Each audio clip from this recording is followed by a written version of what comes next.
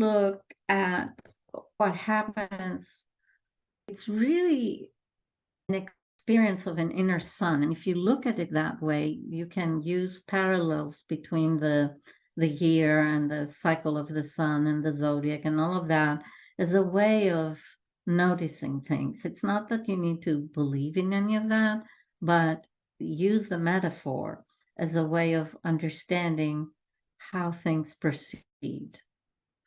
So after Christ, what we're into having to do is to move from a subconscious to a superconscious using consciousness, right? You don't use any magic or any hypnosis or anything. You use consciousness to make that move. In antiquity, the subconscious was represented by the underworld. And if you think about it, sub and under are equivalent terms, right? So you had to go down into your subconscious to gain certain strengths. And that's why the near death was also necessary. It was the conquering the underworld that needed to happen before you could start to rise up. Today, we enter that realm through feeling. In the astral, which is in the subconscious, we relate to the astral through feeling. We don't relate to it through thought. It's the etheric that we relate to through thought. So that's why I'm putting so much emphasis on moving us to experience the etheric. The God Hermes is the god who guides the souls. I have a question on the other slide real quick. There's a bullet that says, but first we must harness our dual spheres in the etheric. Right, those are the split, right? Level 2, level 4, and level 6. So that's harnessing how you think, how you feel, and how you will into action. Okay. All right. So that's a step that we must take before we can go from this sub to the superconscious. We have to harness those dual and spheres. It's a milliard of steps, right? It takes forever to do that. It's a long process. It's not like you sit down, you meditate, and it's done. So meditation is one way of beginning to harness that. What other processes would you envision that would help us harness that? So that's what this whole presentation is about, right? I'll get to them, especially when I talk about the cycle of drama. I'll tell you, it's a mindset. You need to shift your mindset, right? So meditation helps. It's hard for me to talk about meditation because it means so many different things to so many different practitioners, right? Mm-hmm. It's a thinking process here. It's not one where you wipe out thought. It's a process of becoming conscious of your thoughts and then learn to evaluate their truth, right? So as you move on this path, you gain a better allegiance or affiliation with truth. And truth is a cardinal thing. So for example, if you provided your body's hydrated, when you say something truth, like your true name, I am so-and-so, you will feel your body pulled to the north. And if you say somebody else's name, you'll feel your body pushed to the south. And it's cardinal. That's why when you say my true north, that means a lot. I don't know how that phrase got coined, but truth and north go together. And it's important to realize that cardinalities play a big role. That's why all the American Indian systems recognize the four cardinalities. Each of them has a different impact on us, but to recognize truth is a very important step. Okay, and I think as you go, you become more and more sensitive to these things, right? Yeah. Okay. So what I wanted to show here is the central mast, which in India they recognize as the cobra snake that rises vertically, as opposed to the other two snakes that coil around. So to me, that is an ancient way of depicting the etheric, because it's in the etheric that you have the split notion and the dual spheres. And when you rise, in Egypt, they would paint these wings in the colors of the rainbow. And it's a beauty, it gives you a beautiful sense of the soul rising, right?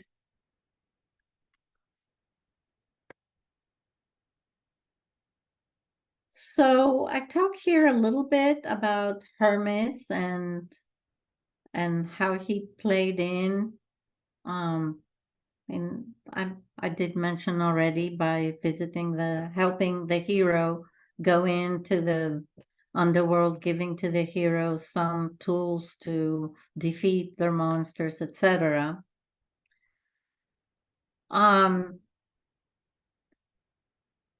But bottom line is that remember that what keeps us away from seeing that world is a blur of imposed belief, and then habits like, oh, I'm so proud of myself, or I'm the best, or oh, somebody died, I must really, really grieve, even though they went to a better place. Anger, guilt, fear, all of these become barriers. And these are what we need to attack. And what was amazing to me is to what degree I had to rewrite the code in my brain to rewrite what I thought was right and wrong. It doesn't mean you reverse everything or you take down statues or anything like that. It just means you need to focus on what you do and try to understand why you did it, and try to understand how you could have done it differently, right? It's gaining the perspective of who you are when you guide yourself and you're not guided through the eyes or opinion of the others. And it takes a lot of time to get there, because it's so much more reassuring to ask somebody, do you think this is good? And they say, yeah. And you go like, okay, it's good. It took me forever.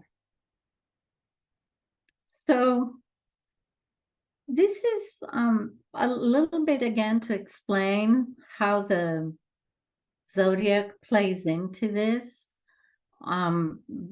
It's an astrological way of explaining what is happening and where we are. So if you take the round of the zodiac and you fold it in two, with Aquarius, Capricorn being one fold, Cancer, Leo being the other, you realize that the rulers for each pair as you go down are the same. And for me, that helped me put together what the etheric makeup is in our being. Basically, our journey in this period is one where we go from Cancer. So Atlantis ended with Leo. So Atlantis was probably a Scorpio-Leo journey. It ended with, and then we go up through Taurus, which was around 3500 BC, and we need to move up to Aquarius. And it's So that is looking at it symbolically. If you think of what is really happening is we need to move from animal through man to reach the level of Christ. Christ came here to be an example to us, not to say, I'm a God you should worship. So these are the Saturn, Jupiter, Mars, Venus, Mercury are the rulers coming down to the moon and the sun. But now it is the sun that is at the bottom, at the Leo Cancer fold, that we need to bring in internally and rise as soul. And if you think of soul, the word, it means the U-turn of the sun. Soul is the way by which we lift the sun back up. It's just a symbolic way of looking. So if this is our first presence, and on the left, you see the rulers based on the old astrology. And since the new planets were found, we have a new ruler on the 4th, Pluto, a new ruler on the 6th, Neptune.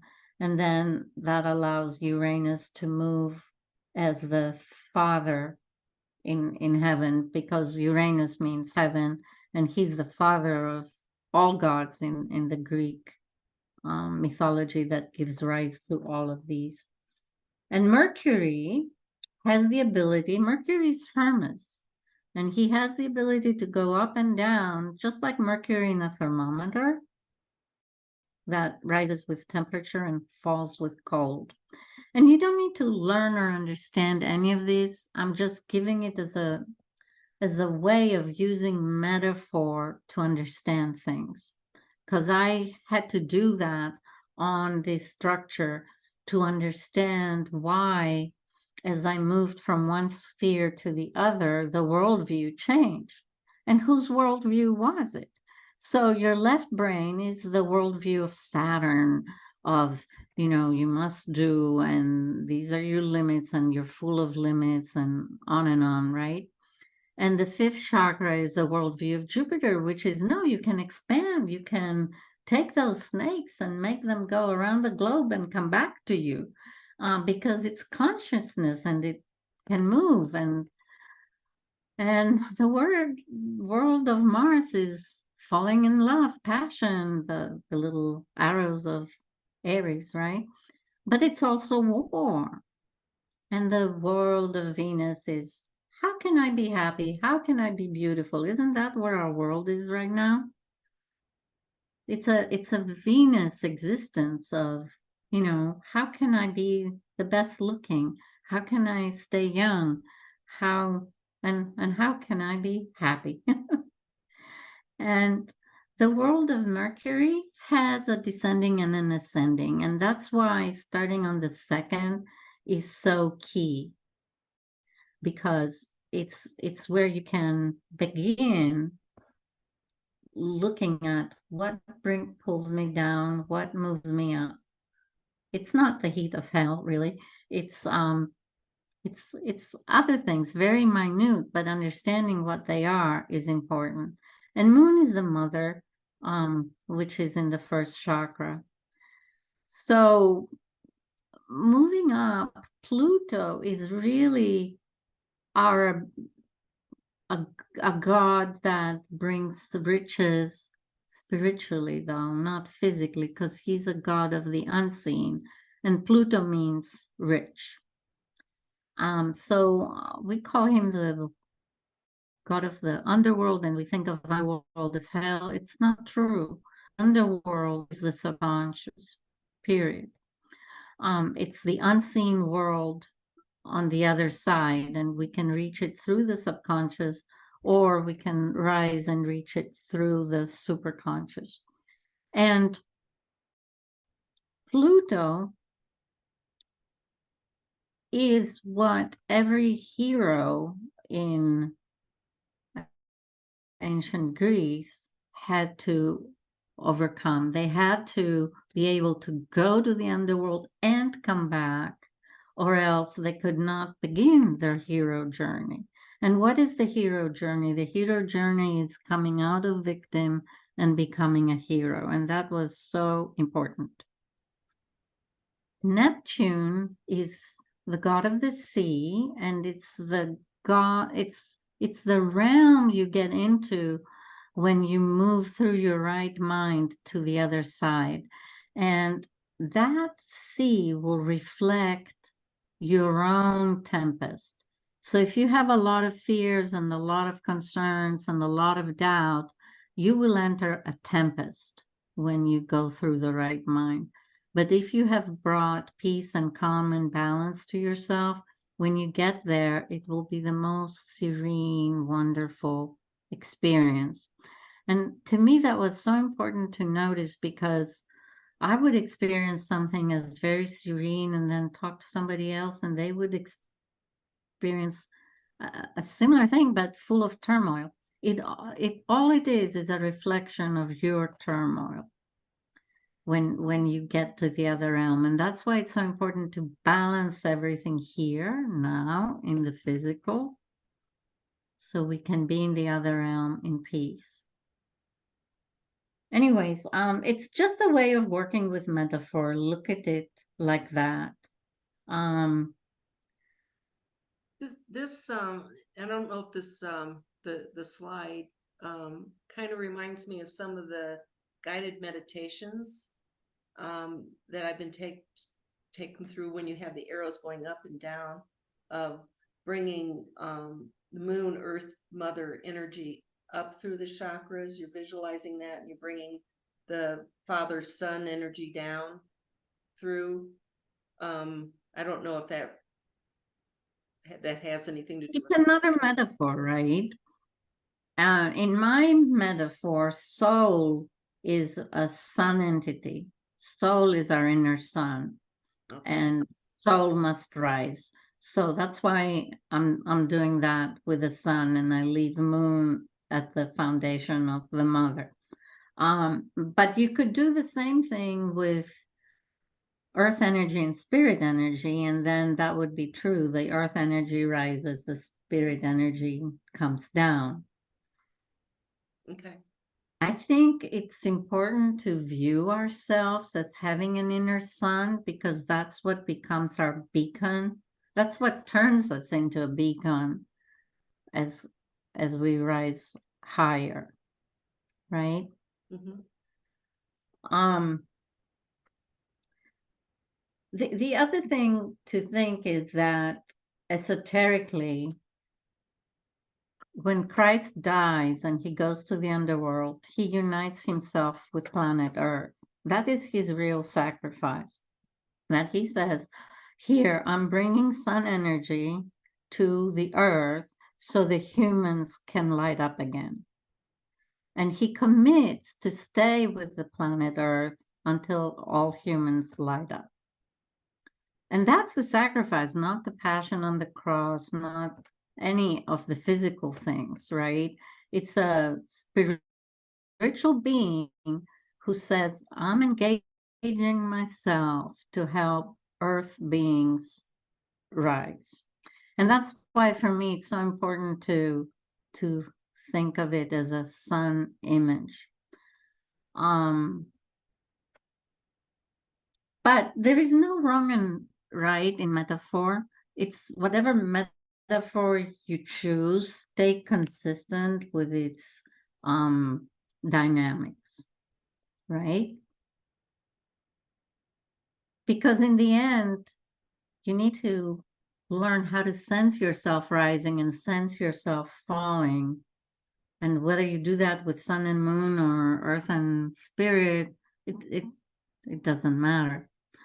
What I do want to say is, when I moved to first presence, I began to recognize moments of fear or doubt, or that would drop me back to third. Because in first presence, you feel yourself centered in the fifth. And then I would be able to have all of these thoughts and communications. And then if I got scared or upset or whatever, boom into third. And it was so physically painful, that fall, that there was no way not to notice it, right? So it's almost like you have a buoyancy that lets you rise. And then when you fall, you become so physical again, and it's painful. So I talk about all of these things and the different levels here with the second, fourth, and sixth. The second is what we said in the Kabbalah, where you harness your automatic reactions and make them be your moral code, not somebody else's. The fourth is you need to tame your personal passion, because we tend to be passionate about whom we love and whom we don't, whom we believe and whom we don't. You need to temper that, because in the end, you need to prepare for the shared architecture of the other realm, in which you can only reside in compassion. And Steiner says something very interesting. He says, when you're passionate about someone, you feel yourself entering that other person. When you're compassionate about someone, you feel them enter you. So when you move up in that pole, sometimes it is even difficult to be with other people because you feel them so much inside you. You can feel their ailments. This is the intuitive healers, right? They can feel the other person. And where do they feel it? They feel it in their body. They feel their stomach hurting when your stomach is hurting. And one thing I had to do was learn, okay, is this my sickness or am I feeling somebody else's, right? Because it automatically happens. It's not that I say, oh, let me be compassionate today, right? No, I think of myself as a very cold, distant, unapproachable person, but this happens to me. So, anyways, it's you need to move out of your personal preferences and let the cosmic be heard, basically, because personal preferences put barriers, whether they are beliefs or fear or whatever, and then you don't hear the cosmic. The cosmic continues to exist around you, but you're not part of it because you're blocked off. But it's your own blocking, right? So then here I talk about silencing the devil mind. That was the biggest step I took. I read a book called The Untethered Soul, and it just made me realize how much all day long we listen to our mind. And there's given that we have two minds, that's the sixth level.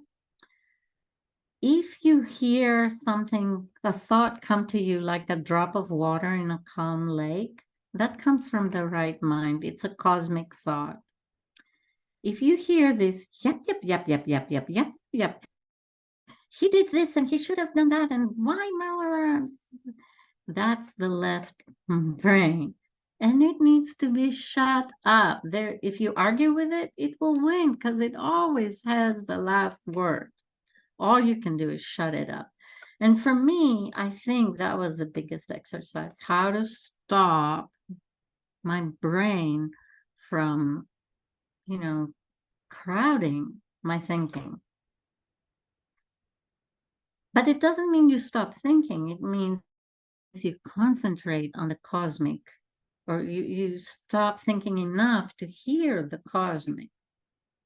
And that's an amazing balance. When you get to it, it's a wonderful thing because you never feel alone again. You always feel you are in presence with spirit, and it's just a very fulfilling way to be.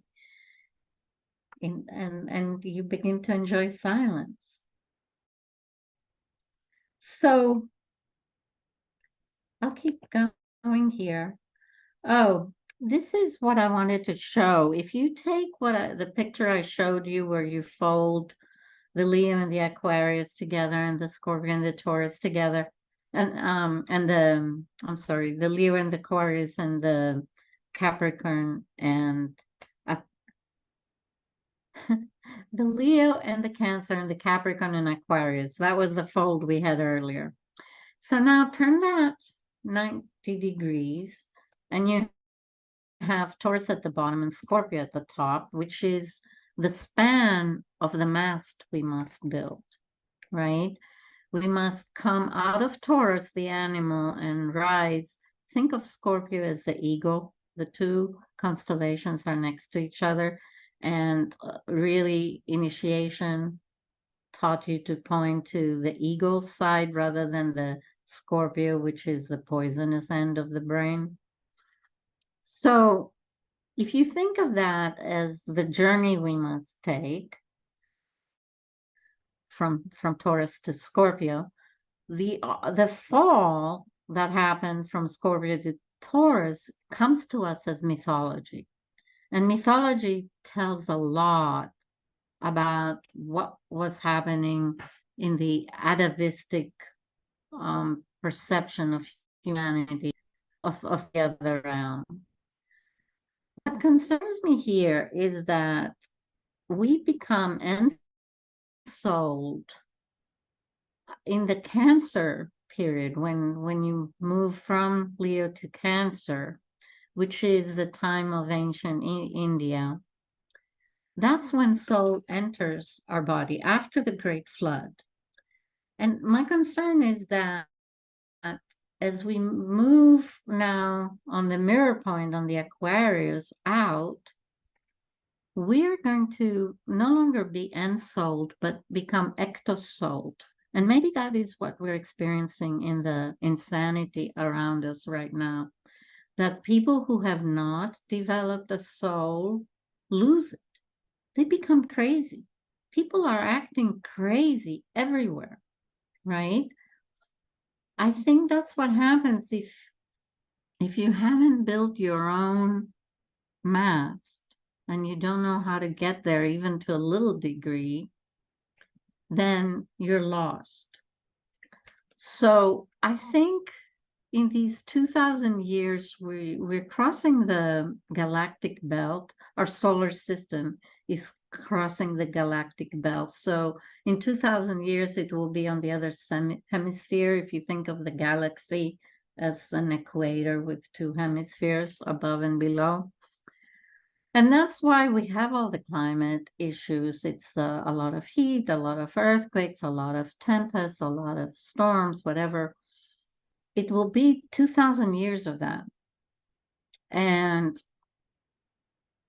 what happens on the other side? You know, to what degree do we need to be prepared in our etheric being to be able to navigate the other side? Because if our soul moves out of ourselves, right, we need to be prepared for that. And I think that's why we need to ascend that mast of individuality, to build a vessel through which we can survive the other side. So the mast of history, Histos in Greek means mast. And again, you have the concept of mast as you do in master, but here it becomes what we record about our civilization in history. I don't know that I have anything else to. So this process of moving through the galaxy, moving from being ensouled to ectosouled, like soul on the outside, I guess is right. Is that it also that would mean aligned with what we're hearing about us evolving from a lower density frequency to a higher frequency? Yes. Yeah, because if you think about this, you come down in density. Taurus is the deepest, right? And that's what's required to put the brain in the human being. You require the skeleton to be hardened so you can hear yourself think. Otherwise, all you hear is the cosmic mind, right? So we begin to be thinking individuals at the age of Taurus. But it's a struggle, a big struggle. And we don't really succeed in it till Christ places us in the solar plexus or places our consciousness.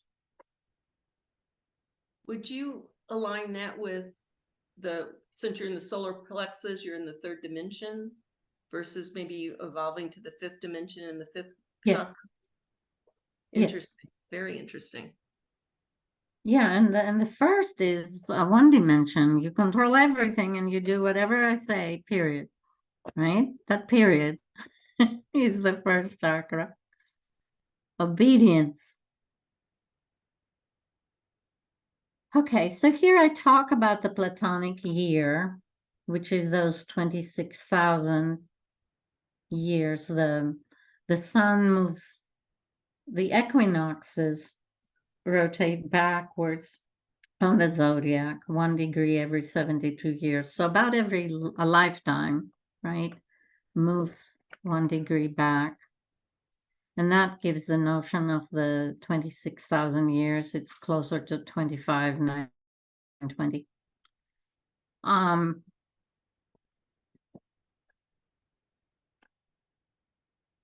So this explains how that works. But the thing is that while we are in the photon belt,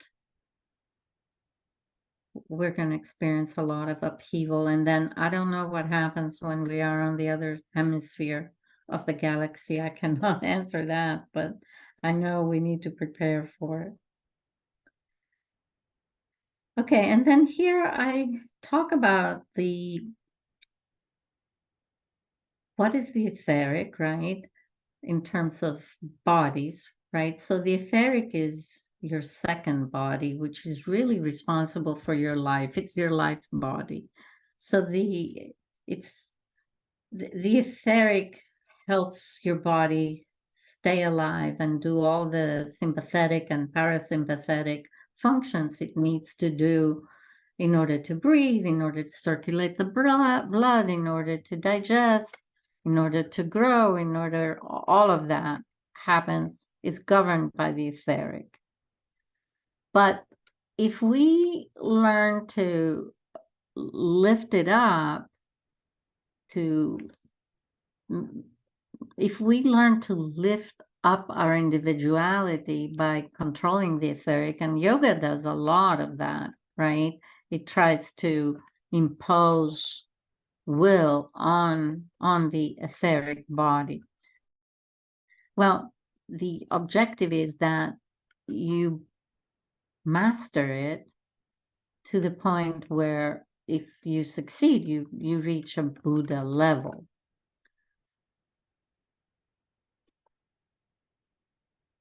Sorry. So if you look at it here, it's the physical is our solid body, the etheric is the life body, the astral is the place of feeling, and then the fourth is a soul, and that's where we developed our individuality, what we call our ego. What I talked about earlier, where you control your desires on the second chakra, and that manages the astral. When you achieve that, you rise to the manas level. And then when you can control your etheric body, you rise to the buddhi level. And when you can control the physical and change the physical, you rise to the Atman level. But Steiner is clear that these three happen within the soul consciousness on planet Earth. We are not going to achieve a manas or a buddhi or an Atman while on planet Earth. Each of them will be achieved in a future incarnation of the Earth. While on planet Earth, we can emulate what it means to control the astral, the etheric, or the physical through the force of soul. So it all happens as part of that fourth ego soul body, right? We're not developing a fifth, sixth, and seventh body. It's just that our soul reaches into those domains.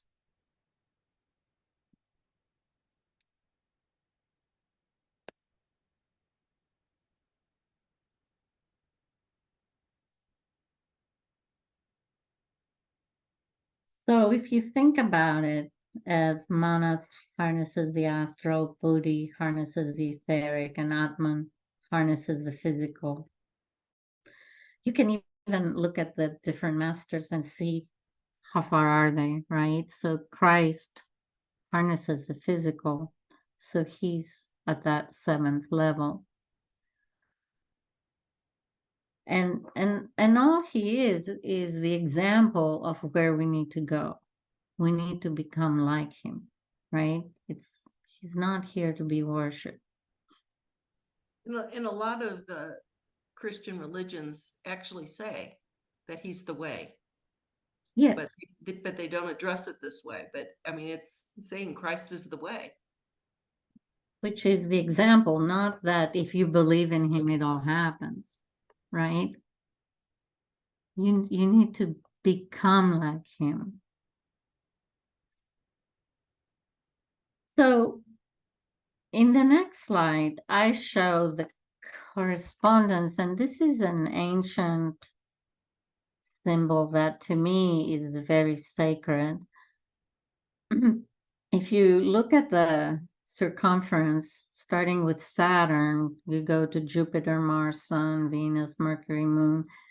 Each is, you start with the largest orbit and you end with the smallest orbit. That's how they're placed around the circumference.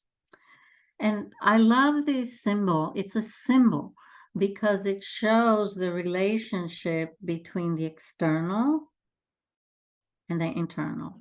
Because now if you go in and you build that star represents the 7 days of the week.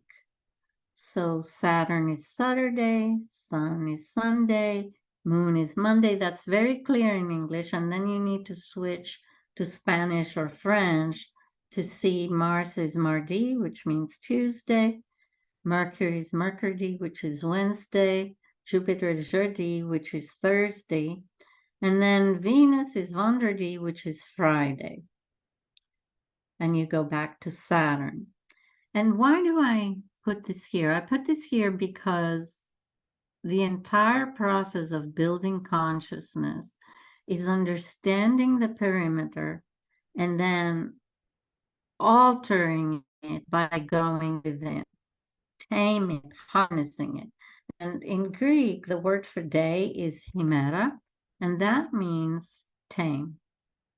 So the taming process happens by going within, into your inner star, your inner sun, right? So again, think of it only as a symbol that structures your thinking of how things relate. So you move out of linear thinking to this more metaphysical or symbolic thinking. So here I show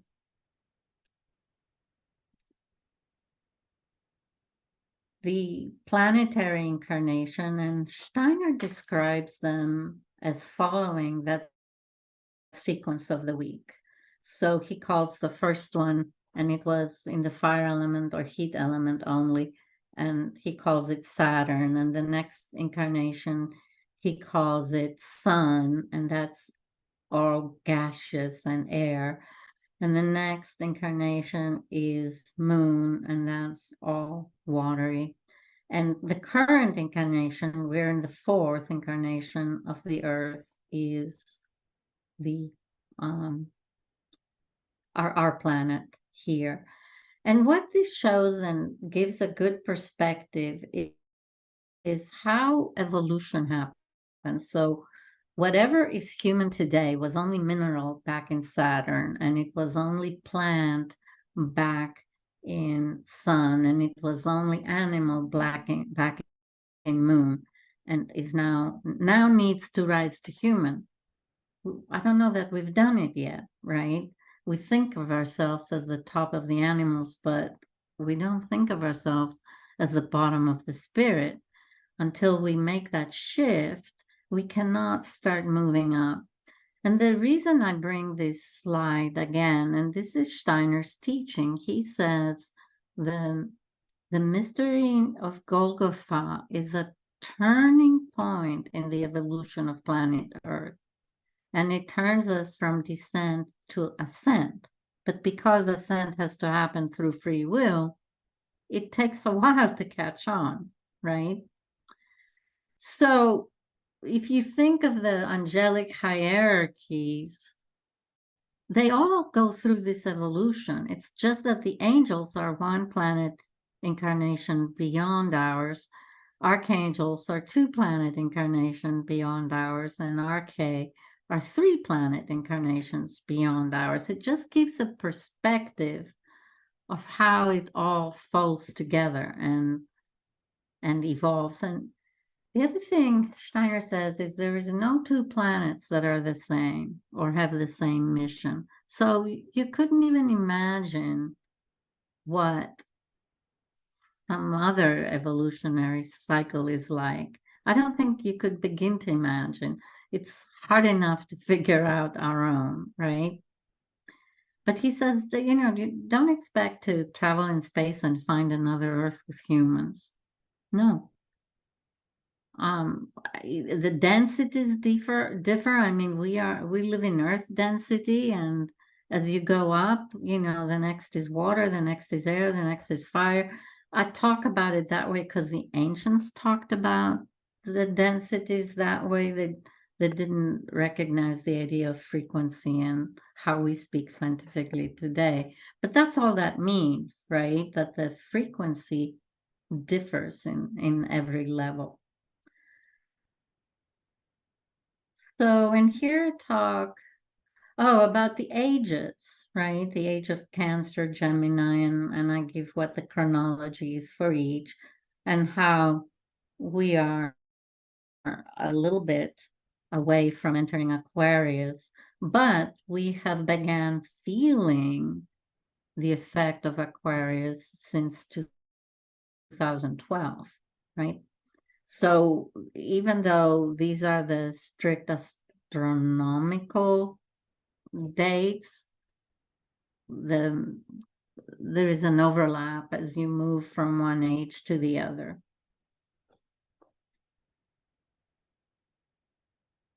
So, and then this is how Steiner talks about the different civilizations, one each age. So in the age of Cancer, Indian civilization rises, and the rishis write the Vedas and all the sacred documents that describe the chakra system and way of living. And then you move to the Persian, and the Persian introduces the notion of duality. Zoroaster was the first to talk about light and darkness. He didn't talk about good and evil, but he talked about light and darkness. And because the Hebrews were under the Babylonian occupation as they started writing the Bible, they took that duality and expressed it as good and evil. And we live with that since then. But if you go in Greek mythology, there is no good and evil. There is, doing things that please the gods and things that don't, but each god has his own universe, and, who knows? The only sin in Greece was to have pride. If you had pride and you are the tree that rises taller than the rest of the forest, you get struck by lightning. So it was more a matter of observing nature. And then Christ comes at the Greco-Roman time, and he undergoes what I call the earth trial, which is that 33-hour death to help us rise into our own consciousness.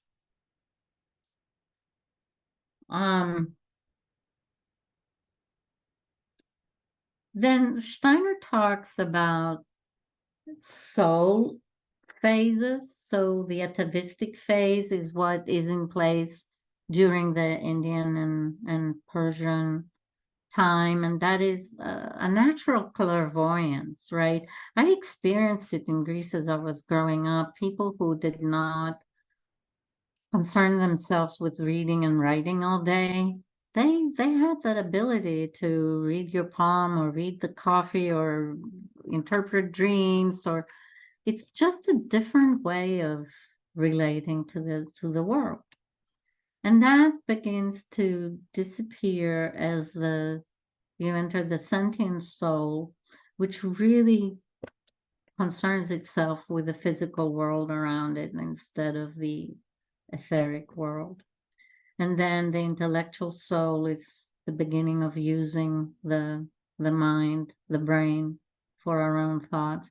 And since the 1400s, we have moved to the consciousness soul, but that's not actualized yet, right? We have another 2,000 or 3,000 years to play around with consciousness.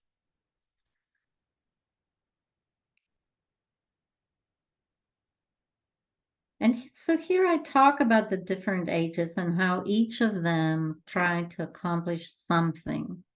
So the age of Gemini worked on perfection.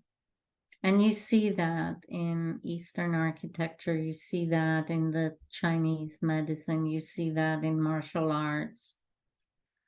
You see that in the teaching of the Kabbalah.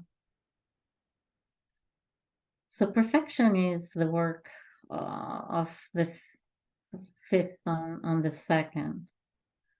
Taurus is the rising out of animal, where you see the centers in Greece represent the teachers of wisdom. The Sphinx in Egypt represents the risen, the initiated pharaoh who rises out of the animal body. Individual initiation is very important at that time, and it happens in Egypt, and it also happens in Greece. Mythology carries those messages as the message of the Greek hero. And then we talked about the near death becoming more and more difficult. Aries is the time where we need to awaken our inner thought. And we've talked about pretty much all of this. The Buddha teaches the essence of love, and that's his teaching is aimed to awaken the fifth chakra. And then folk tales all over the world talk about awakening the fifth, as Snow White being woken up by the prince, the beauty loving the beast and turning him into a prince. All of these fairy tales are about the etheric realm. So in Egypt, in fact, part of initiation that went on in the Egyptian pyramid was aimed to stop you from hearing the cosmic, so you could hear the inner brain. And that's why those buildings have all that solid earth structure around the chamber of initiation. So we talked about the gift of Christ, and the reason that we only can go as far as the solar plexus is to allow free will. So through free will, we must awaken our fifth. And that's how you go from the Kabbalah to the solar plexus. And that's an earth trial. And I have noticed when we move up this ladder in terms of total consciousness, your total consciousness can always span 7 levels. But as you move up, you move a fourth at a time. So if you look from the bottom circle of the intellectual, that is the Malkut, you move up 4 levels to get to the solar plexus. That's a leap. It's like a musical fourth. And I've noticed that in every time there is a leap, it will be a fourth. I don't know. I mean, I experience this realm as a realm of musical notes too. So to me, that has some significance. I don't know that it will to anybody else. So here there is the Catholic Church in the 860 something. They decided we only are body and soul. We don't include spirit in our being. And that has permeated a lot of things, even in modern terminology. When we say the mind, we mean a combination of soul and spirit. And it's important to begin separating what is soul and what is spirit. So soul is something we evolve, spirit is something we host. It's very different. So to the degree that we rise up in that etheric structure, it's soul that does the rising to meet spirit upstairs, right? So, and here I talk again, what is in the Kabbalah, we live in obedience. As we rise, we cultivate the second, and then we need to cultivate the fourth, and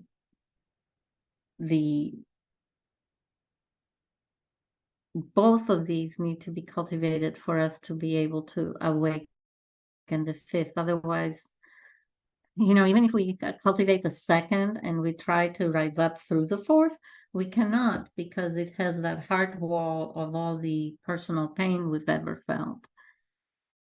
And that's another block. So we need to tear that down as well. So I talked about this already, about the 2 karmas, the world karma and the personal karma, and how Christ can overcome the world karma for us, but each of us must overcome our personal karma. And that, again, relates to taking down your heart wall.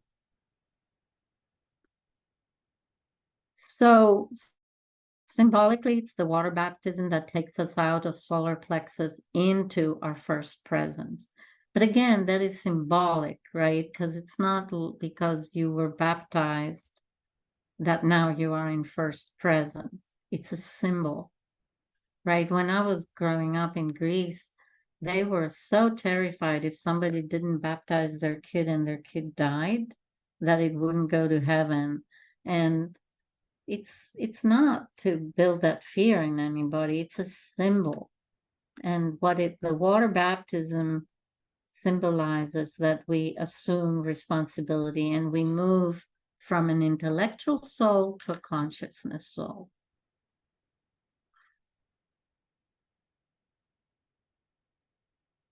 So here I talk about the 8 steps of the Buddha Eightfold Path, and in the way it is interpreted by Steiner, and how we can work on those steps to awaken the fifth.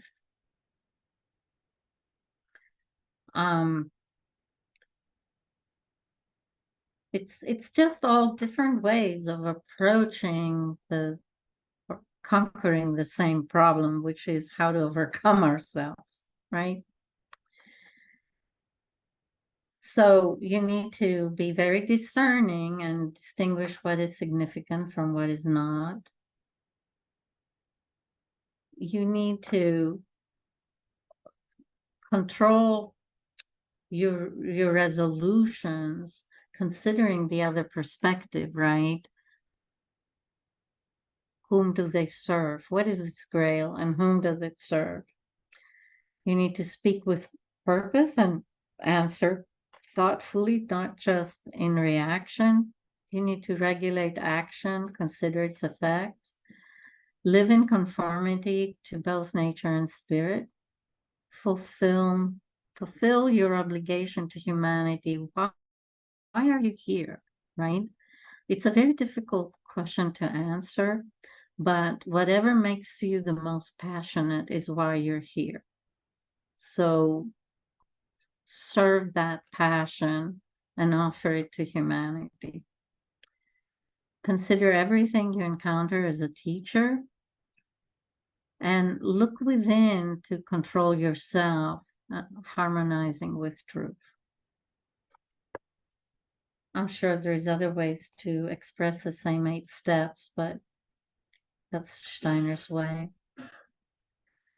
So again, the water baptism is a commitment to truth. And it moves us to uprightness, the water baptism, just like when you have a drooping plant and you water it and it stands up again, right? It's a symbol. It's not a rite that solves our problems. And we talked about the master and master, and also Lord, which is so often used in English when they speak of Jesus. In Greek is Kyrian, and that also means candle. So if you think about candle, what is it? It's a mast with a flame at the top, right? It's a very important metaphor. And so much meditation happens using candles, right?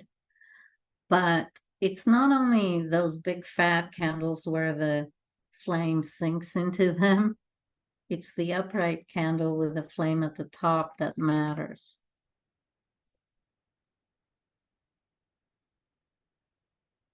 So this is the symbol the drawing I use to say meditate, contemplate, are etheric, right? So yeah, you have the Father Spirit, the Mother Nature, 7th and 1st. In the 5th, you have the Virgin Daughter, which is wisdom, Sophia. In the 3rd, you have the Prodigal Son, which is logos or reason. And the 2 triangles show the charioteer. The 3rd chariot's the 6th, the 5th chariot's the 2nd. The 2nd is a balance between discipline and desire. The 4th is a balance between passion and compassion. The 6th is the balance between what I call diabol and symbol. So diabol is your devil mind that deals with detail and is spread all over the place collecting details. The symbol is your symbolic mind that collects everything. Symbol collects all meaning into one little image. And then you can open that up in umpteen ways to talk about what the symbol represents. So the 6th is our thought balancer. The 4th is our feeling balancer. The 2nd is the action balancer. What is important to realize is that these jewels in this picture, this is a 2-dimensional picture. Think of them 3-dimensional because the 6th moves from right to left. The 2nd moves from front to back. And the 4th is diagonal. It moves from a lower front to an upper back. So it's important to understand that because then you realize that when you balance all of these, it's like working with Polaroid lenses. So if you think of each of these as a Polaroid lens, right to left, front to back, diagonal, once they're all aligned, even though a Polaroid lens halves the light that goes through, when they're all aligned, by adjusting the 4th, you can get all the light to flow through again. And I show that